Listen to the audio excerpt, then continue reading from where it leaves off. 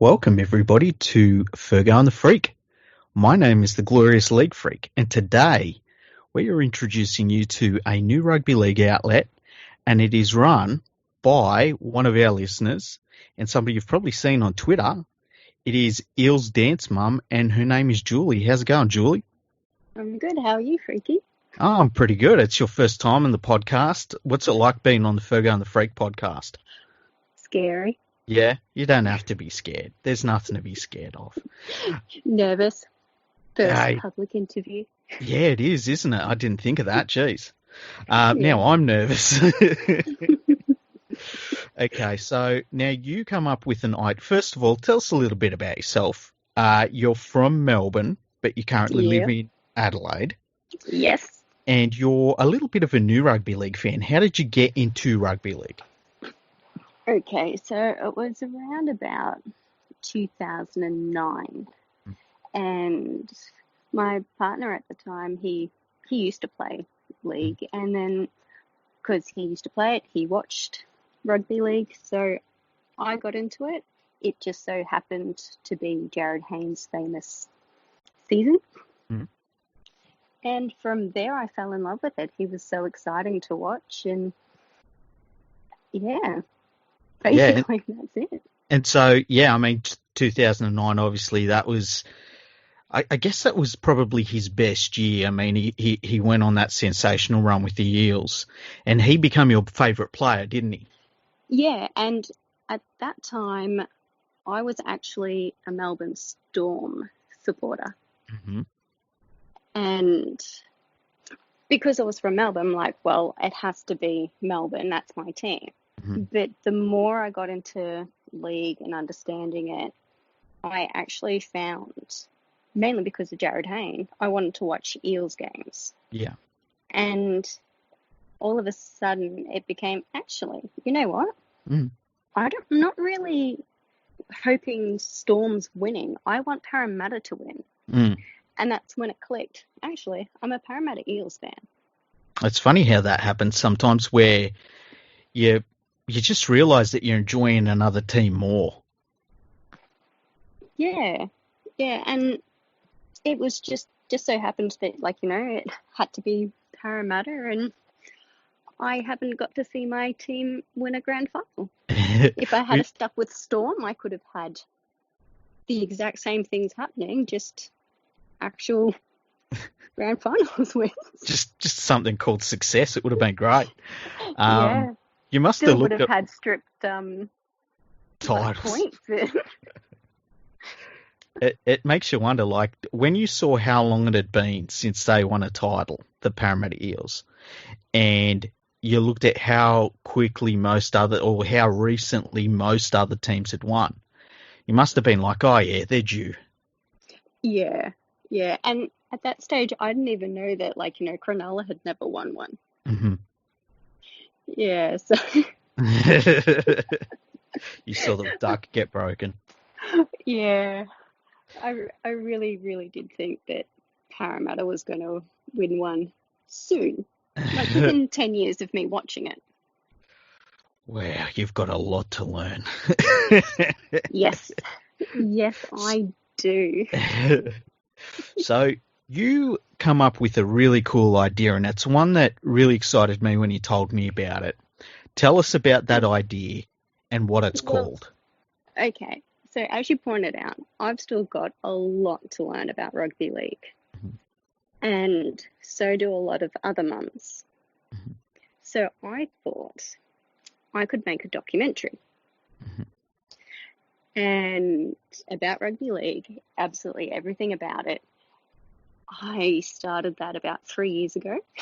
Mm-hmm. And then I realised, do you know what? A documentary is really, really hard. Yes. What would be good is, let's start a website, rugbyleaguemums.com. Mm-hmm. A place where mums, predominantly, everyone else can use it too, but it's focused towards mums who are just getting interested in the game, or they need to become interested in the game because their kids want to play. And basically, I wanted to be a real basic website where it explains things simply that mums and kids can understand anything about the game. And when you told me about this idea, I thought it was amazing because I think sometimes in rugby league, and like even I've seen this myself. When you look for information about rugby league, sometimes you run into people that are within the game who kind of they don't take you seriously, I guess, to a point, or they give you. It's not like they embrace you, I guess, is what I'm saying. They don't see somebody that's maybe going to enroll their kids early on from the start and say, "Wow, this could be a fan for life." They sort of go, "Oh yeah, here's the information, take it or leave it." And the thing I liked about your idea with the website is that it would be an approachable way for parents that don't really know too much about getting their kids into the sport. It's kind of a first step for them, and it'll be not intimidating at all, and they can ask any questions they want and get lots of information all in one place, and really just build a community almost of like first time rugby league fans that are parents who are starting to get their kids involved. Yeah, and when I started researching for it, everything is so technical. Hmm. And if you ask a question, there's always the assumed knowledge that you have some kind of knowledge in league. Yeah. Like when Yeah. I first started watching, like thankfully I had someone who could explain to me what an ankle tap was, Yeah. why the ball was going backwards, why that was a penalty. Just even terminology like, oh, he bobbled the ball, Yeah. you know, that's a falcon. All these words. I was like, what? What's knock on? Yeah, and like it's interesting because I know that there's been times where I've been talking to other rugby league fans about all sorts of things, expansion, bringing new people into the game and stuff. And I think sometimes people forget that there's a lot of people out there that they, as you say, they don't have a knowledge base to draw upon. And sometimes and this happens with all sports, it gets a little bit clicky sometimes with the supporter bases, and instead of embracing new people, they sort of say, "Well, yeah, but you're not a real rugby league fan yet, and you've got to almost overcome this hump before you're accepted with certain supporter bases and certain people within the game." And that's where I think your website is going to be really important. That it's going to be embracing all new fans and really breaking down those barriers. And it's somewhere where people can ask the most basic questions about the game or get the most basic information about the game, and it's all in one spot. Yeah, and that was the other thing, all in one spot, not having to go through 6 different websites to find exactly what you want. Yeah, because there's a lot of websites out there if you want to get your kid into the game, but there's a lot of websites. Like, how do you pick one of them, and does it give you the right information? And just finding like your local club sometimes is very difficult. Yeah, and also the process of wanting to find the right club. Like, is that club going to be right for you? Hmm. Yeah, Because, there is that element of is this the right situation for your kid? yeah, like I wrote a blog about this, about um, trying to find a club for, my son to play when he's ready. Hmm. And it, it was really eye-opening because I'd been watching the sport for a while, but coming to a non-NRL state again, it's hard to find a club. It's hard to find the information of, you know, where they are, what age groups, and, that kind of stuff. Hmm. And yeah, I went through all the official channels and I eventually found a club and they got back to us. And even though there's no league this year to be played, we'll Hmm. be we'll be enrolling next year, That's hopefully. awesome. It's awesome that you eventually found it, but that search is kind of what you're trying to remove and make it just easier so that and like you're going to have polls on your website, you're going to have a forum on your website and stuff, and it'll be somewhere where people will be able to say, hey, look, I live in this place and I'm looking to get my kid into the game. Where's the best place to start? And hopefully once there's a bit of a community built around it, that it'll be a really easy place for people to go and to be able to bring people into the game, to be able to say like, look, I know the information in this area and these are the people to contact and go from there. Yeah, but it's not. See, I just focus then on playing the game. Mm-hmm. I'm also going to be going a step further, and eventually, once I get all the right information, because that's got to be the main thing, it has to be correct. Mm-hmm. I want to also have how to become a referee, Mm-hmm. how to coach, how to be a cheerleader. Yeah, all and aspects of the game. yeah, Because and you don't just have to be playing the game to be involved in the game. exactly. There's so many ways that you can contribute to the game if you enjoy it, and if you enjoy the people that are involved in the game as well. And that's going to be fantastic once you get to that point and you've made it that sort of hub for people. Now you've written a couple of blogs on there. What's one that sort of stood out for you in terms of you sort of, it's something that you're proud of, it's something that you'd like people to read when they go to rugbyleaguemums.com? That's a hard one because it's actually one that's not out yet. Okay. Maybe you could give us a preview, or you can give us a sneak peek at what it's going to be about. Okay, a sneak peek. What it's going to be about is it's called How Do I Pronounce That? Mm-hmm. And basically, it's me contacting the clubs and my experience of contacting the clubs directly Mm-hmm. for how to pronounce players' names. Now, you and I have talked about this. I think it's going to be really interesting when people read it and see which clubs were helpful and which clubs weren't as helpful. It needs to be remembered that you started contacting clubs just before the pandemic hit, so there is a little bit of a leeway there. But some clubs were. I also contacted them 1 week before a major scandal. Yeah, that's true. There was that, and then didn't you contact them just like the day before recently? But it was the day before Todd Greenberg stood down as well. That wasn't a club. That was Okay. contacting a certain person to try to get an That's interview. Right. That's right. And it has to be approved. Approved, yeah. By NRL media and Todd Greenberg stepped down.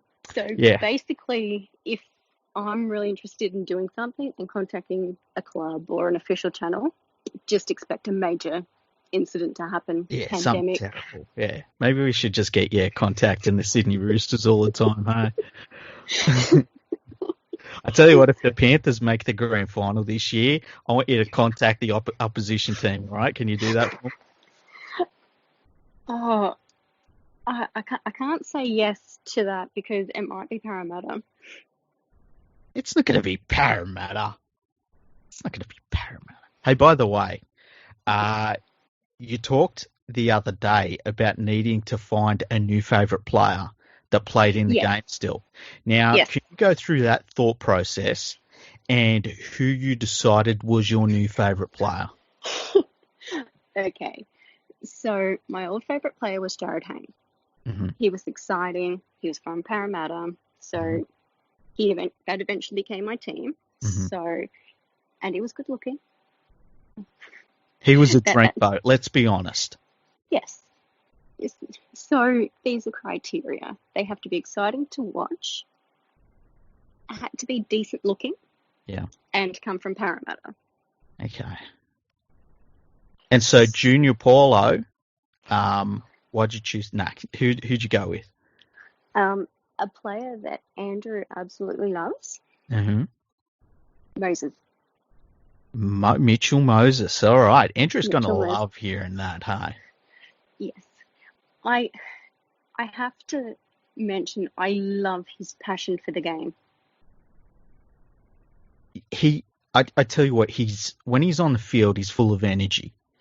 And I think that Parramatta, it's definitely part of their team dynamic, the energy he brings. I think that the thing he needs to work on sometimes is when things don't go his way and the game sort of drifts away from him a little bit, he needs to channel that enthusiasm towards his teammates because he gets a bit quiet within himself. Do you know what I mean? Yeah, yeah, but he's still really young and he's got potential. Yeah, yeah. Yeah, look, And I love a player that cares that much about the game. I'd rather that than a player that just disappears completely. yeah, and they, uh, you see them lose a game and they don't really care. Yeah, yeah, the fact that you see him get frustrated Hmm. at his teammates when they're not performing, and it's something that a fan goes through. Yeah, and the thing about Mitchell Moses, I mean that game the first game they played at Parramatta Stadium, and I remember he scored that runaway try. I mean that's going to be a career highlight. That's one of those highlight reel moments in the game, and he can produce that. And when he starts producing that on a more consistent basis, and when he can learn how to affect the game off the ball as much as with the ball in his hand, I mean, he's going to be a fantastic all-round player. And that's when I I think they'll go to the next level, the Eels. I think he's got proper captain qualities. Once he settles down a little bit with his enthusiasm, Mm-hmm. and as you pointed out, when he can channel it the right way, Yeah. um, yeah, I think he'll make a fantastic captain and bring a premiership to us. I tend to agree with you about the captaincy thing. Like, he's definitely the leader of the club. He's definitely at the very least, he's the emotional leader of the team when they're out there. And Yeah, look, I had the Eels. I think I picked them. I always tend to pick the Storm because the Storm do Storm things. Like just when you start thinking, oh, they're gonna, this is gonna be a real bad year for the Storm. That's when they normally win the premiership. But I had the Eels probably second on my list, and really, if they hooked it up in the final series and they played at their best, they're going to be so hard to beat. Even when they restart the season, I think they'll be hard to beat. yeah, I think they just need to care, and that's what's been lacking in previous years from what I've seen. Like, I don't understand what it means to play the game. I am not that athletic. I'm not the type of person to play league. It scares me. I know it would hurt.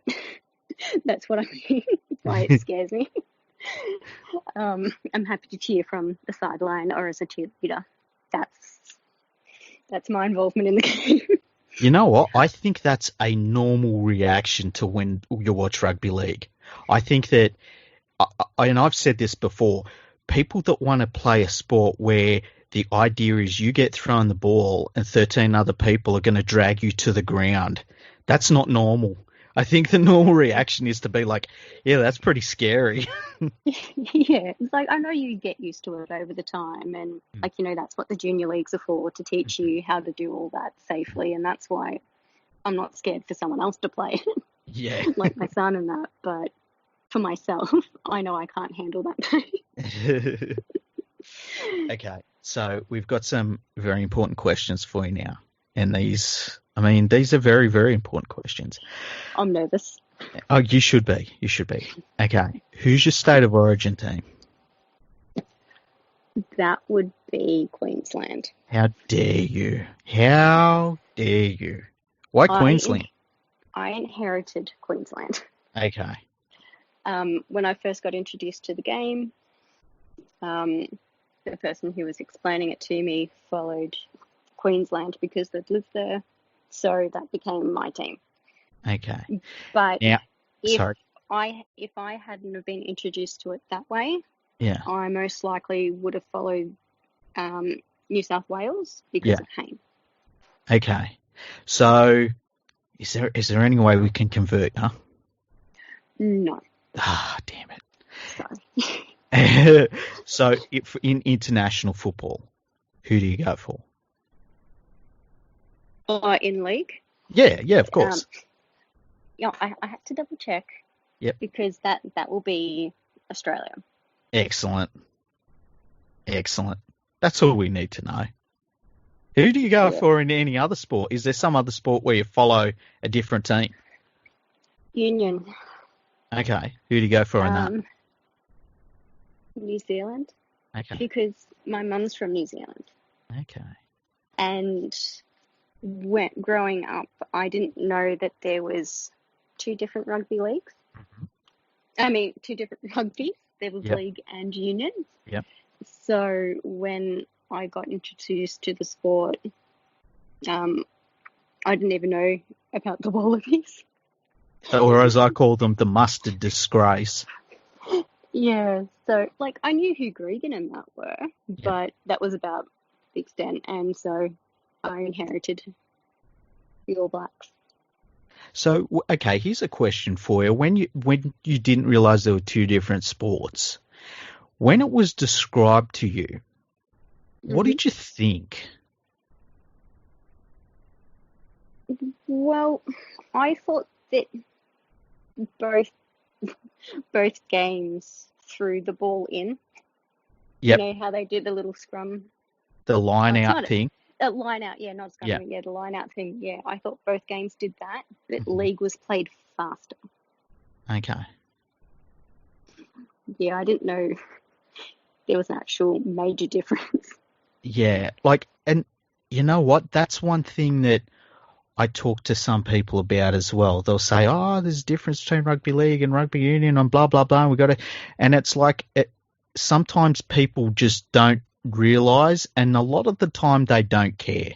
They just want to watch whatever's the best to watch, and that's what rugby league has to focus on. You know, I think sometimes as rugby league fans we get too wrapped up in getting a little bit. How would you call it?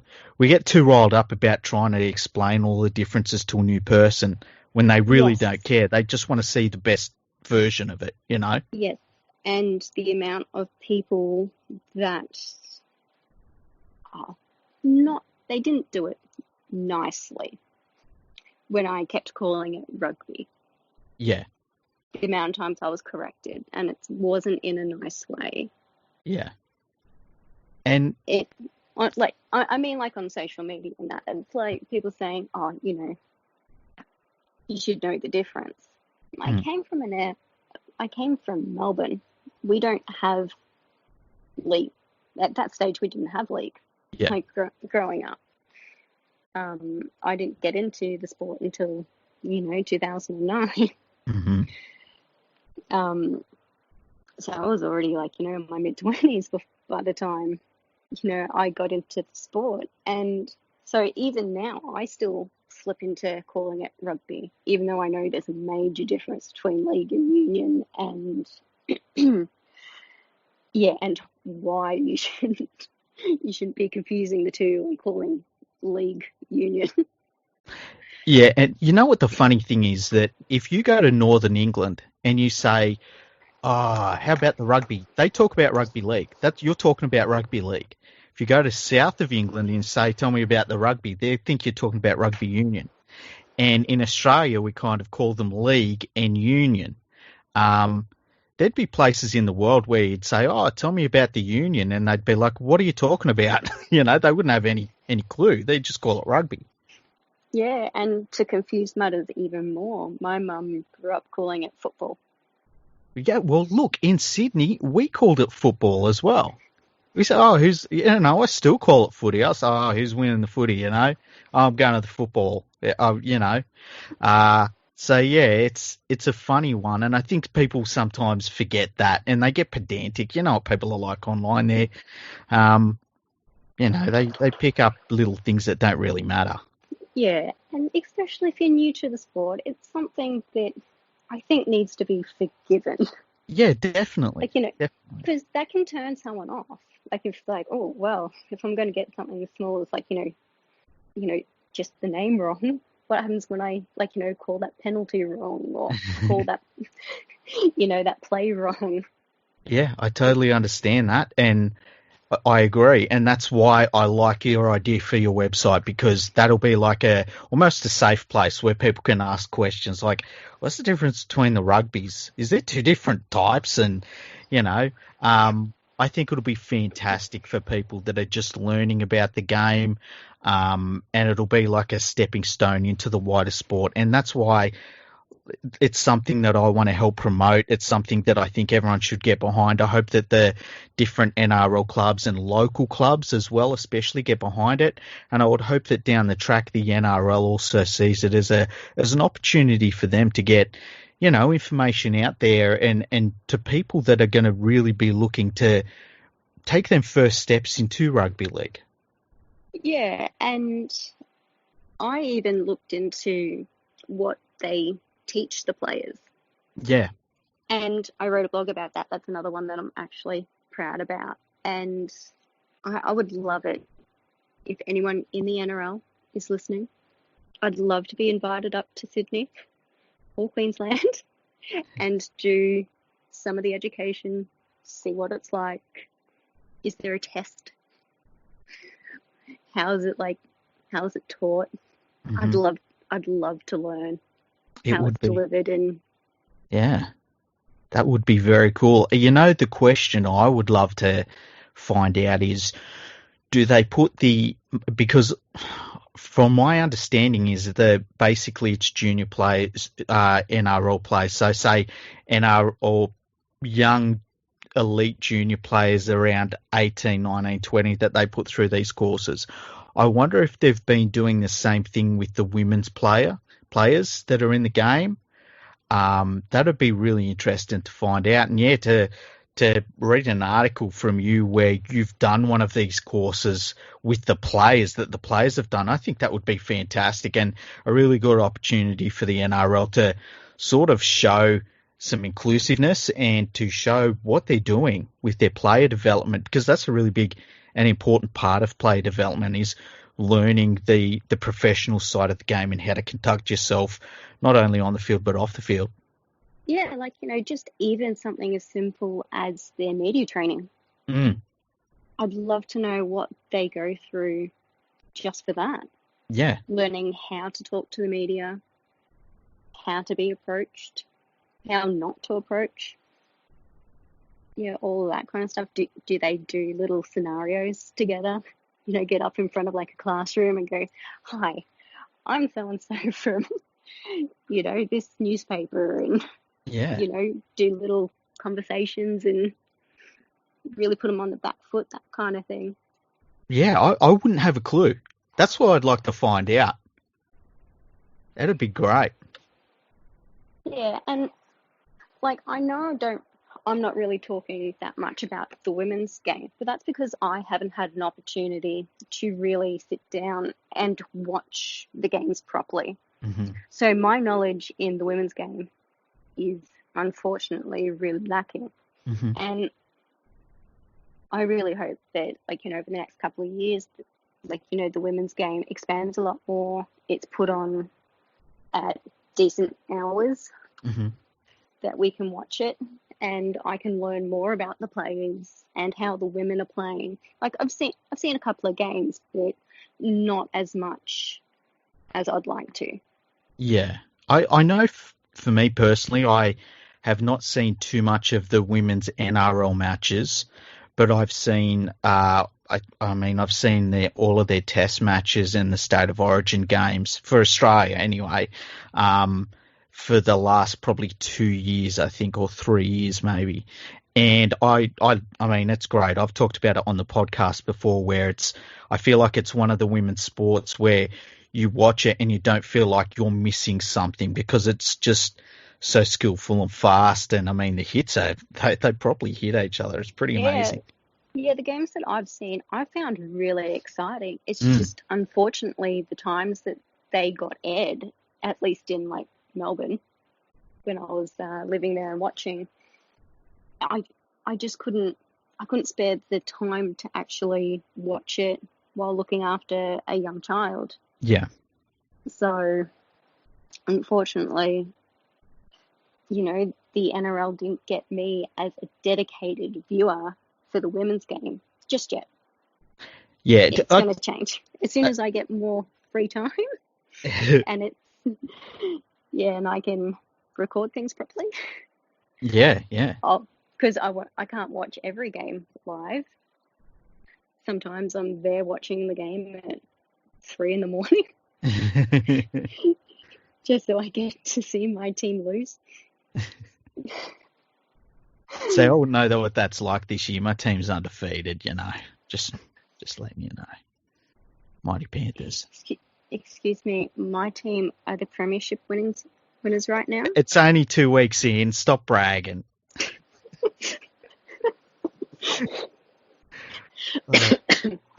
So, what do you think about the NRL starting up soon? Like, do you think that it looks like it's all go. They've said it's definitely all go for the 28th. They want the teams back training on Star Wars Day, which is May the 4th. Yes, I know that. Yeah. And yeah, it seems like it's all traveling in the right direction now, doesn't it? Yeah, it's exciting. I just hope that it actually stays. What I mean by that is I know they're going to start it again, Mm-hmm. but we haven't hit, winter yet, peak Yeah. flu season, Yeah. and that's what worries me. Is there Yeah. going to be an outbreak? That really worries me too. Like the numbers for the virus look like they're really tailing off in Australia. I think we had 4 new cases it might have been New South Wales today. Yeah. But it looks like it's really, we've flattened the curve really well. But as you say, if, just the normal flu season kicks in and it just brings a percentage of the normal flu cases brings along, even a small percentage of COVID-19 cases with it, we could be set for another lockdown down the track. And I think that's the biggest threat to, the football, the NRL season, let alone our society here. We've been very lucky in Australia, but I guess we just got to keep our fingers crossed and hope the warm weather we're having sticks around just a little bit longer, hey? Yeah, and I promise not to contact any official channels over winter. Yeah. just lay low, please. Yeah, just to be on the safe side. Yeah. Oh, man. Anyway, thank you for coming on. Thank you for telling us about the website, rugbyleaguemums.com. Can you tell us about, you've got social media channels for it? Yeah, Twitter. The handle is at RLMumps. Mm-hmm. Nice, sweet, and easy. Mm-hmm. My Twitter handle is Eels Dance Mum. Yep. That's self-explanatory. I love the eels. I love dancing, and I'm a mum. Excellent. It's all the information you really need, isn't it? Yep. Yeah, that's all we've got at this stage. Okay. If you want to be involved, hit me up on email, DM, on Twitter. Yeah, any information you can give for the site would be fantastic. Yeah, and I guess anyone that wants to get involved and help build the community as well, that would be great if they get in touch as well. Yeah, anyone wanting to be involved in any capacity would be welcome. Awesome. Well, thank you. You don't have to be a mum. Yeah, that's the main thing. Like, it's called Rugby League Mums, but you don't have to be a mum. You can be a dad. You can be whoever. Even if you're just a new fan and you just want to get involved, it's a great way to do it. Yeah. Awesome. Well, thank you so much for joining us, Julie. Everyone go to rugbyleaguemums.com and check it out. And thanks for joining us. Thank you for having me. Bye-bye, everyone. Bye.